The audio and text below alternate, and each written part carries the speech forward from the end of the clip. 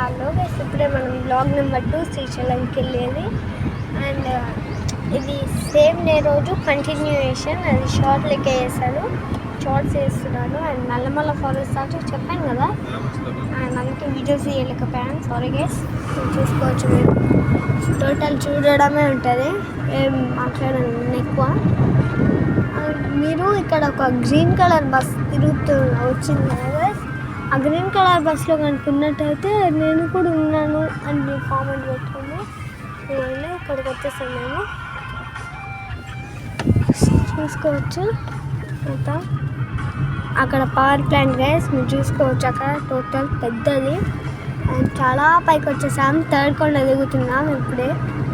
చూసుకోవచ్చు మీరు, అక్కడ అంత కిందికి ఉంది టోటల్.